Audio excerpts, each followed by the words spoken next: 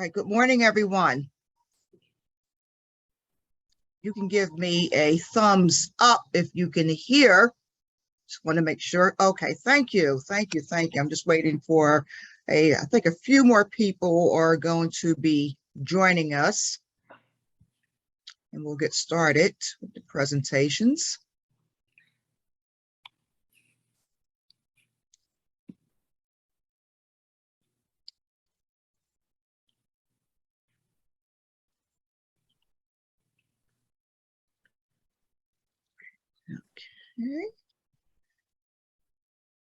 Okay. Hey, Miriam, I'm supposed to, is Miriam here?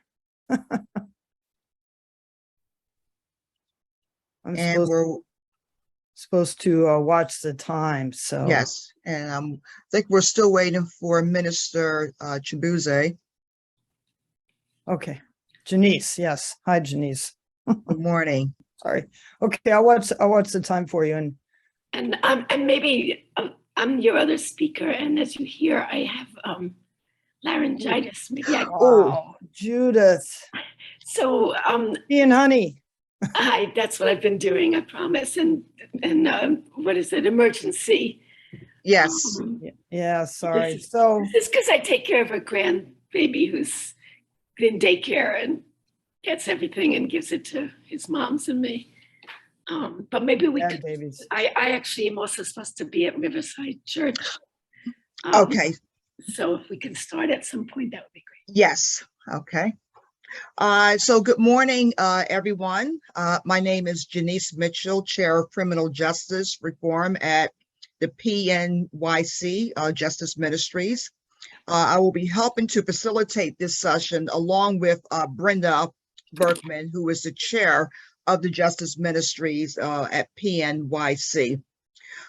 First of all, I would like to welcome Judith Clark, Community Justice Advocate of Our Children, and Minister Okorie Chibueze, Director of Project Connect at Church of Gethsemane, right here in Brooklyn.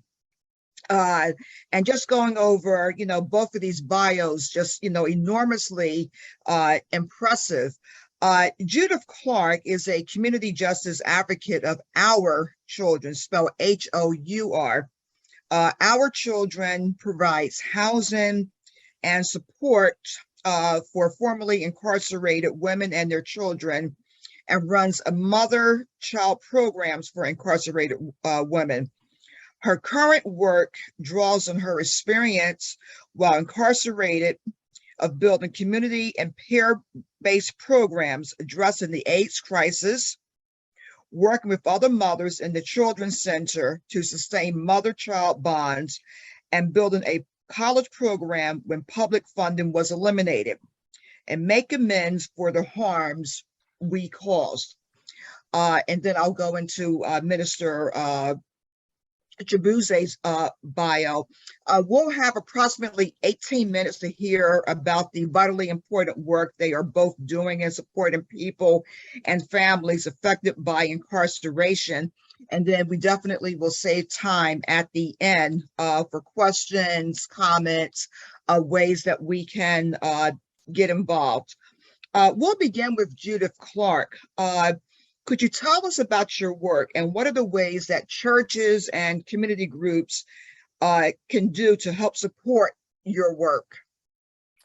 Thank you so much. And I hope you all can hear me, even though I usually have a booming voice. They used to say that I spoke as though I had swallowed a microphone, actually a bullhorn. So I'm Judith Clark, and I work with Our Children. I myself am formerly incarcerated, and I spent many years at Bedford Hills Correctional Facility, which is in Westchester. And I helped to build the Children's Center there that is now a part of the Our Children program. So I worked for Our Children for basically no pay for many, many years, both developing curriculum and doing parenting classes, and also working on the nursery where mothers who gave birth were able to keep their children for 2 years, well, for a year. And then if there was certainty they would be leaving, they could stay for another 6 months. That work was really incredibly important, but probably what was most important about that work was the fact that we accomplished what we did by building community. And we did that by building community within the prison among women who faced similar issues, so that the people who were closest to the problem were part of the solution. And we also extended ourselves and brought in the community of the surrounding community of Bedford. And I will say that the Presbyterian Church of Bedford was always a really important partner to the work that we did, both in the Children's Center and also in building college. We worked very closely with a woman named Thea Jackson, who was an elder of that church and really was critical in all of our work. Partly what prisons are about is isolation.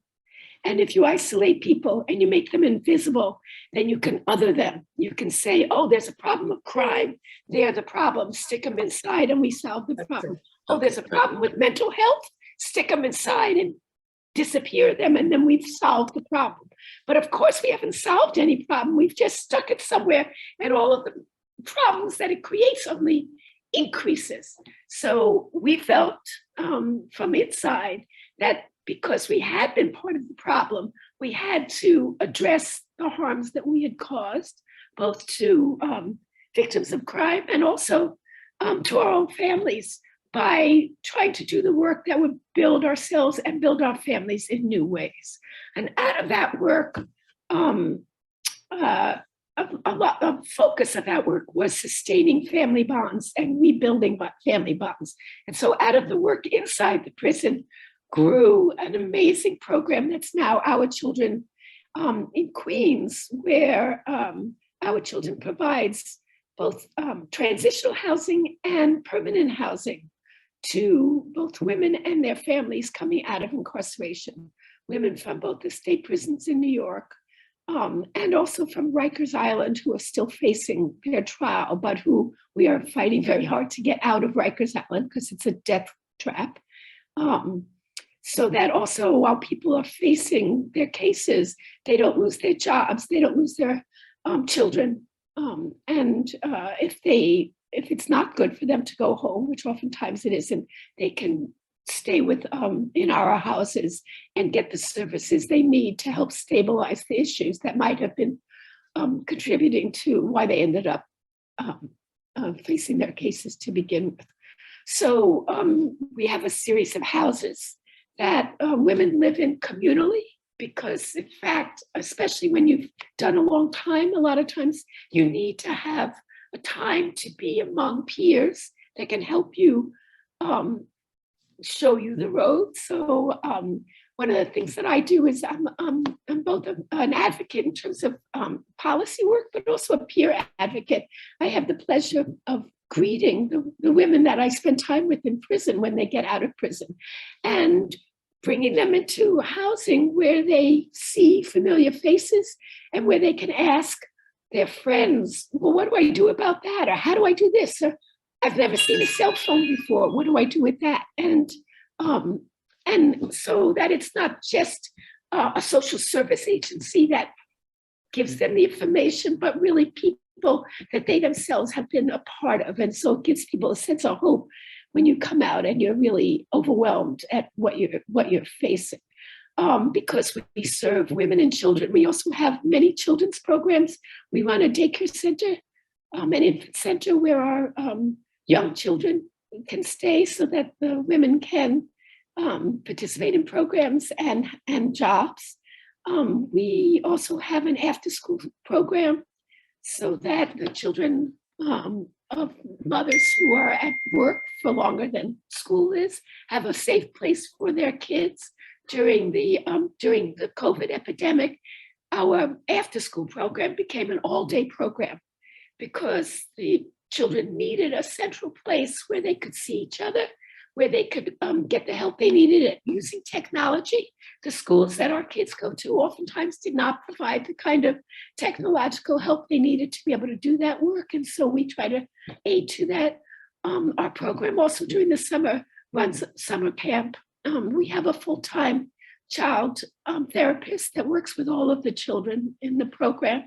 And we also have a social work and mental health team that works with all the women that are living in the houses.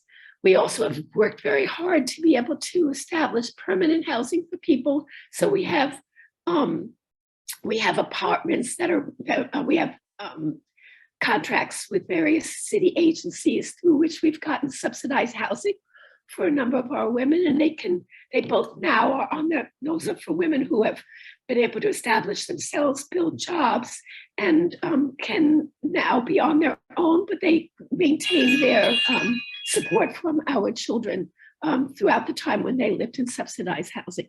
We have a working women program that helps women when they first get out, learn computer skills, develop a resume, figure out what it is that they want to do.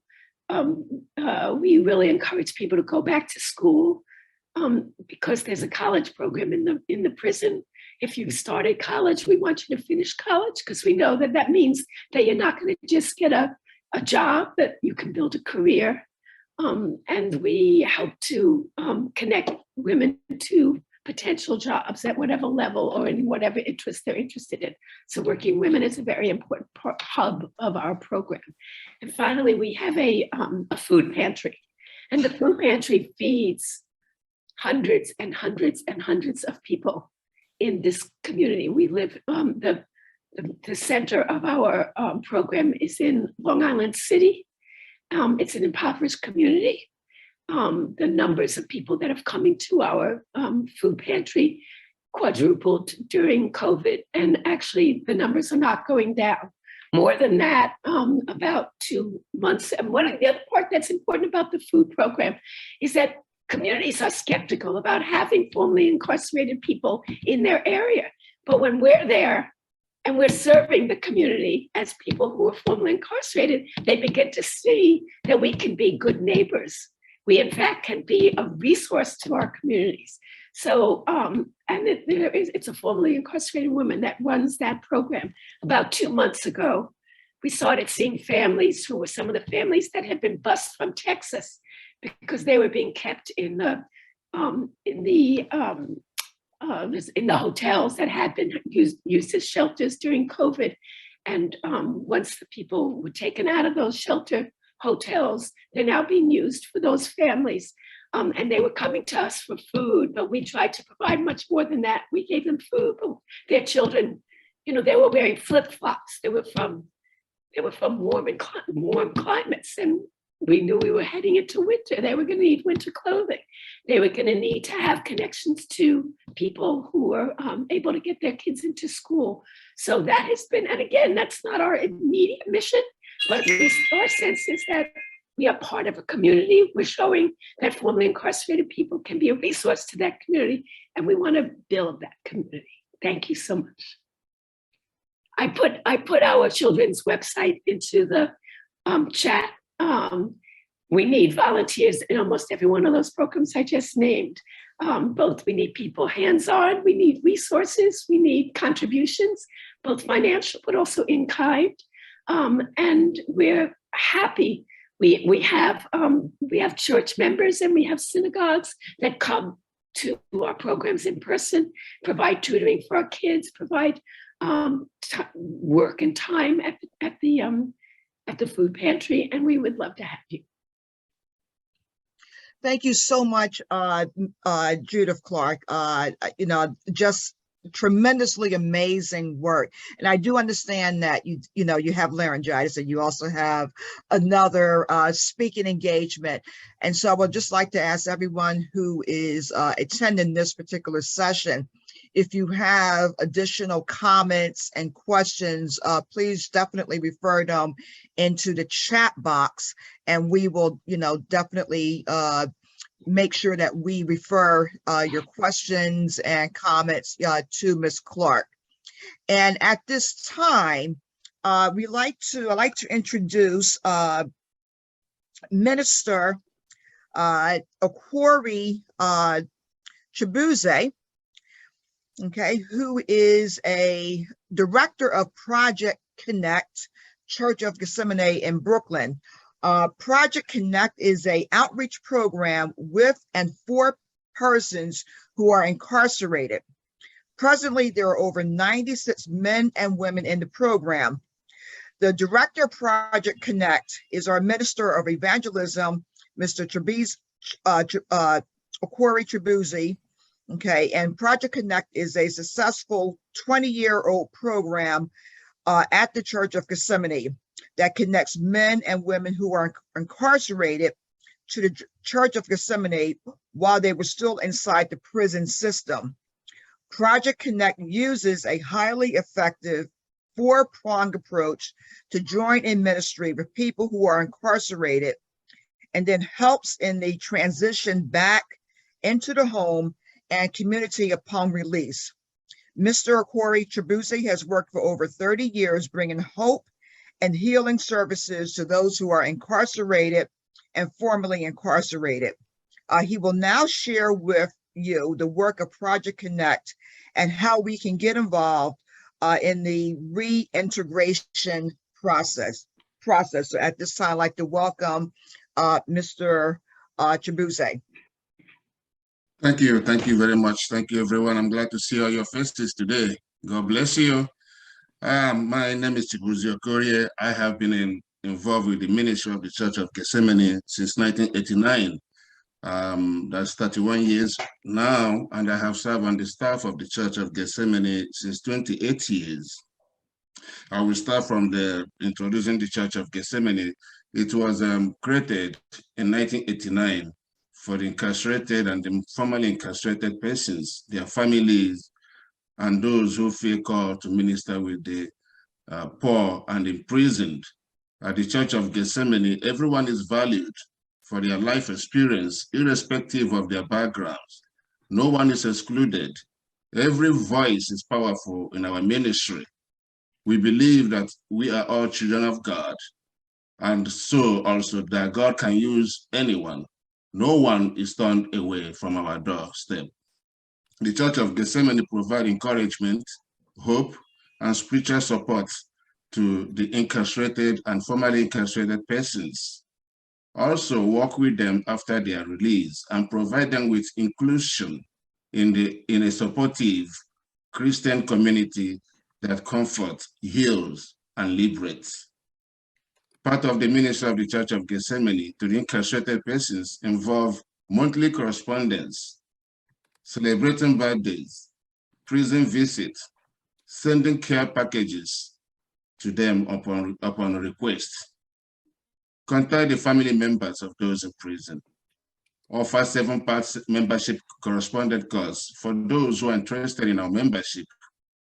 We also send letters of reasonable assurance for those who are preparing to visit the parole board for their release.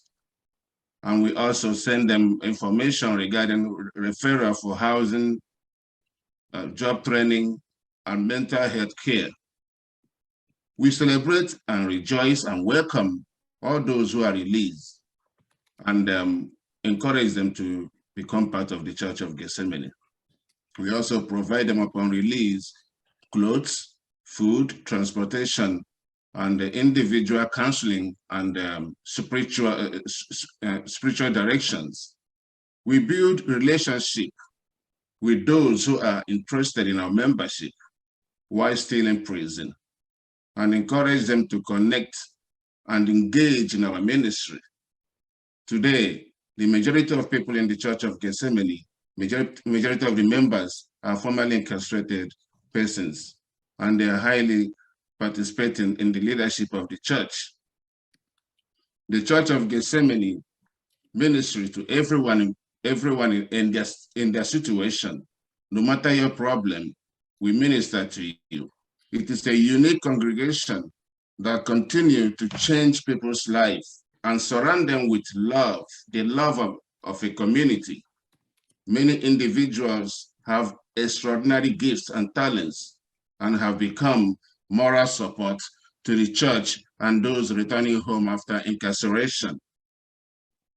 We believe that people can change and that everyone's voice counts. We are all children of God, and we value everyone for who they are and give everybody the opportunity to seek a better life and allow them to participate in the affairs of the community. Now, Project Connect was created by the church in 1988.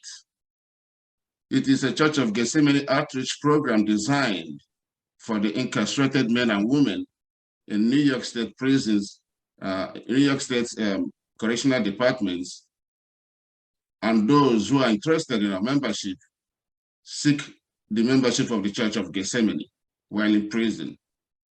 It also connects with those who are already been released and in need of assistance. Our annual newsletter are distributed to all facilities, whereby some people who got the newsletter write the Church of Gethsemane for their interest in our membership. Those who are released are encouraged to attend Project Connect Reentry Support Group meetings held twice a day and twice a month. We discuss issues relating to job, housing, families, and relationship, and engage them in the affairs of the church as well, and also help them to reach out to heal with one another the wounds of incarceration, because a lot of people come out from prison and they still are traumatized and they still cannot function, you know, because of the fear and the stigma and the isolation they face upon release. They are also powerful voices. They become powerful voices that advocate for those they left behind when they were released. The most important thing here is to establish a successful life outside prison and help them to have a re-entry plan and adjust their lives after incarceration. Formerly incarcerated individuals treat each other with respect and offer positive planning during the re-entry meetings.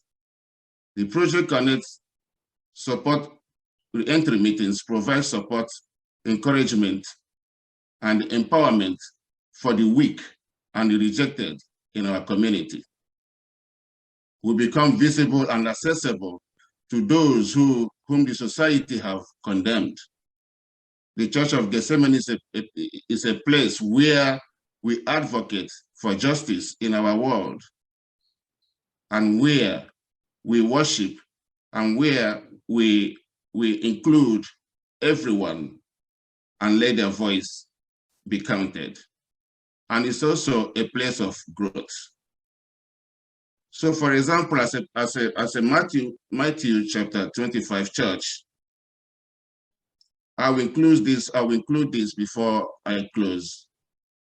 Matthew chapter 25, verse 36 says, I was naked and you clothed me. I was sick and you visited me. I was in prison and you come to me. Thank you.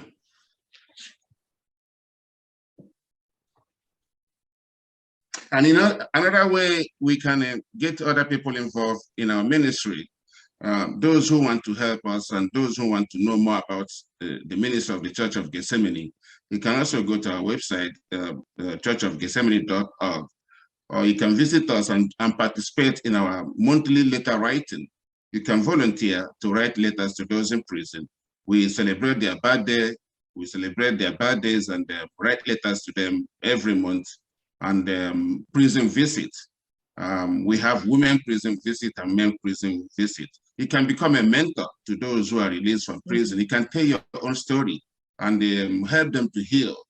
We can also donate care packages anyhow you want. Whatever you feel you can do, you are welcome to participate with us. Amen.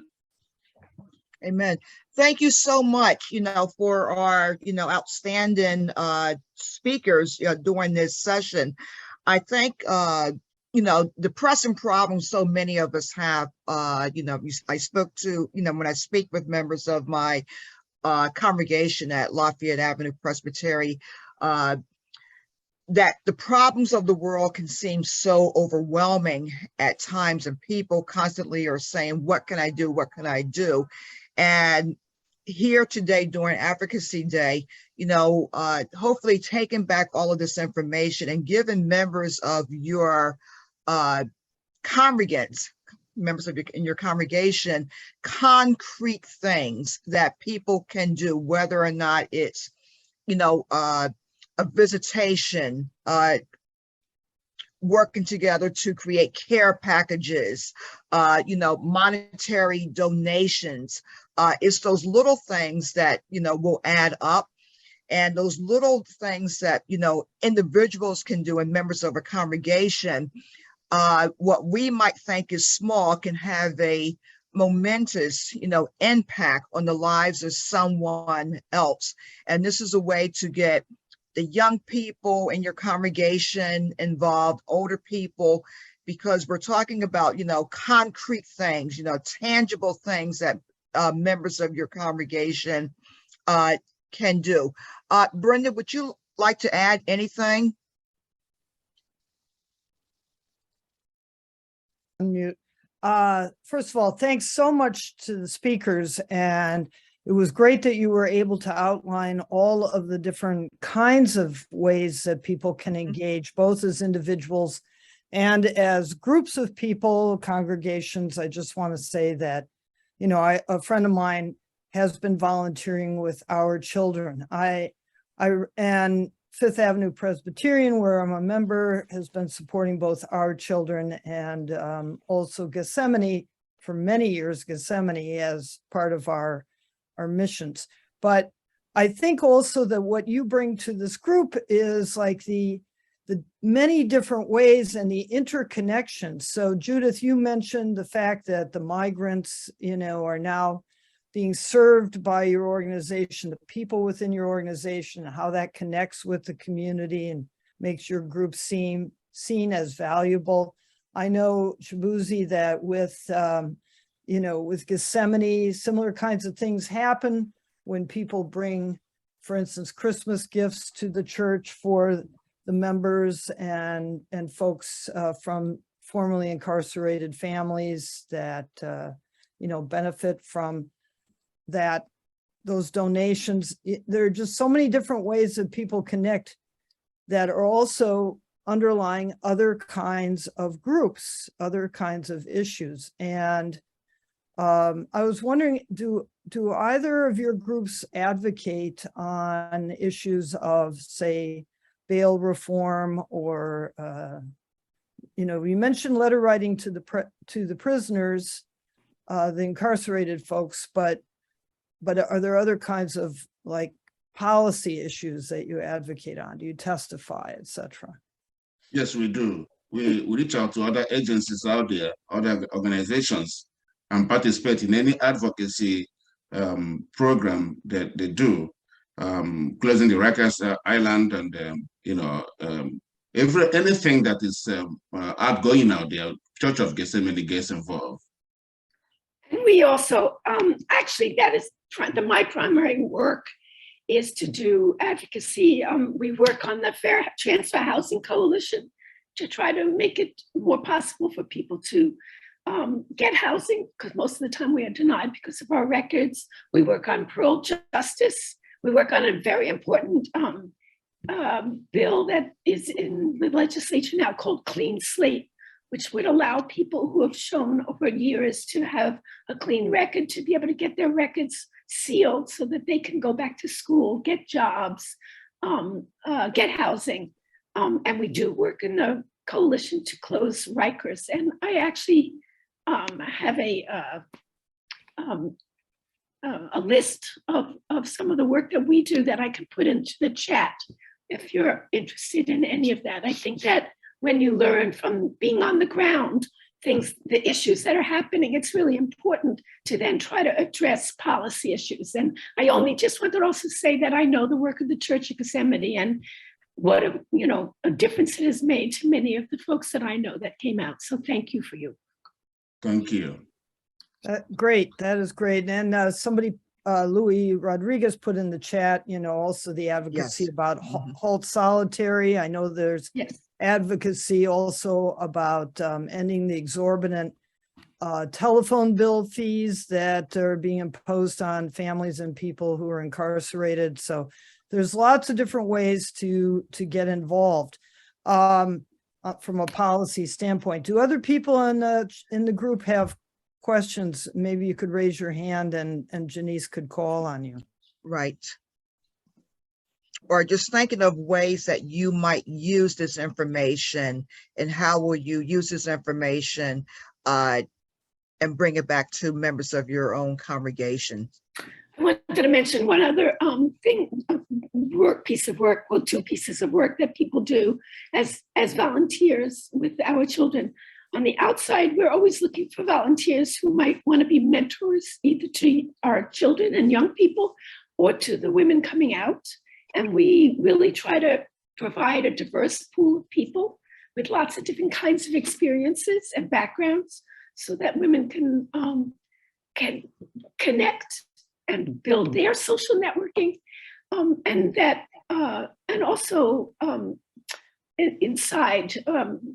Since COVID, volunteers have not been allowed in, but they're starting to be allowed in. Mhm. And we rely on volunteers both inside the prison, but also for any of you who might live in that community or know people in that community. We're always looking for people who want to open up their homes to our children who come to visit their mothers for a week during the summer and on weekends, especially upstate people. So there's really enormous ways of involving your families and yourselves in people's lives. And I know that both of you speak to congregations and community groups in order to inform people about the work that you do, the very important and valuable work that you do. And I have to say that, it really wasn't until I was an adult that I started, and very recently, started to realize the many different aspects to criminal justice reform and the ways that the deep, deep impact that our justice system, if you want to call it that, has on communities and families, not just individuals, but also their communities and families. So it's a great opportunity. Both of these groups provide great opportunities to be educated and to be involved. Thank you so much. Now I have to go to Riverside Church. Yes. And again, thank you, Judith, and Mr. Okorie Chibueze, for your insight and your expertise, and, your just dedication, to this ongoing issue. And we do have time, for if there's any other questions or comments, and we definitely, for everyone who's in this particular chat room, to make sure that we respond and you get out that you receive all of the information on both groups. So that will be as a follow-up, we'll make sure that everyone receives that vitally important information. And one thing I may include here is when someone is released from prison, that's the most important time that person needs much help because of their criminal record and the discrimination you may face within our community. Church of Gethsemane try to embrace everyone with love and try to find a way we can send appropriate help and referrals to them upon release. We have to start to open our doors and churches and try to imply forgiveness and show love of Christ to everyone who are coming from prison. Without that, they may not be able to move forward with their lives. Job, and housing become the issue upon release. And these folks are going to be on parole for sometime 5 years, 10 years, depending on the nature of the crime. So there's another prison outside there upon release. When you're released, you're still in prison because you have been under supervision. We try to get help for those who are released as well. Yeah, just I would, I think of it this way: to humanize people who have been demonized, by, an oppressive system. And, as, Matthew 25 congregations, like just doing the work that needs to, get done.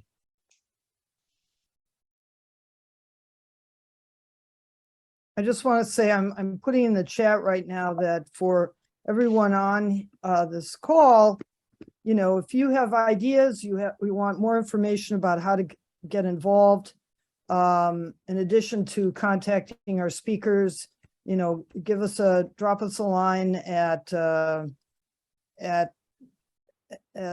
our advocate Charmaine Messiah, who's on this Zoom right now. And I'm trying to get her email into the chat, and I'm not having a whole lot of success with that. Hang on, let's see if I can do it.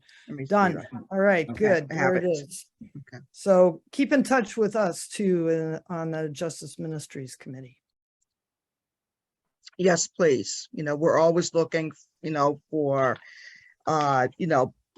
people from other congregations, like just to let us know what your churches and what your congregations, are doing, just in terms of, any type of justice work. And just give a shout out to Charmaine, our Messiah, our advocate, who does just a tremendous job with the newsletter, with keeping us up to date with abreast of, all of the, different information, that we really need to be addressing right now. So I'll just give a little shout out to Charmaine, and she takes your information and she really puts it in the newsletter. She makes sure that it gets out, to all members of the New York Presbytery. So thank you, Charmaine.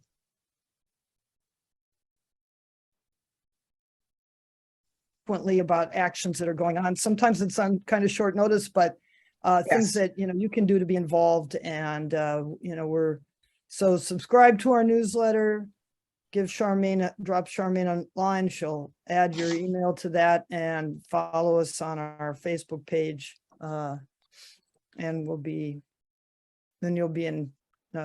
better informed about what it is that's going on. Absolutely. Okay. Oh, Charmaine, looks like you're muted. I think Charmaine is speaking. Okay. I'm sorry. I'm putting out fires. Okay. Yeah, they're going to snatch us out of here about 11:20. So does anyone have anything they needed to? How did you feel about the workshop? Get some thumbs up, some responses. Did you learn anything new? Something different? Something inspiring? Yeah, just throw something in the chat. What inspired you, or what has changed, or what do you plan to do as a result of hearing this information? I'm looking forward to listening to all of it. I had to be in the main room, but just knowing and seeing some of the information about the mothers in prison has really inspired me to think deeper about it and to actually, visit and become more of a part of what's going on, because I can't imagine some of the things that they have to endure. Okay, well, let's set a breakout time. Thank you all. See you back in the big room. And this session is recorded, so it will be up on our YouTube channel for the Presbytery. Awesome. Okay, we're going back, I guess, automatically.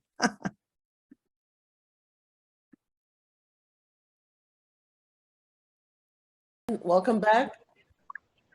Welcome back, everybody. Welcome back. Selma, who have you seen on TV? Her.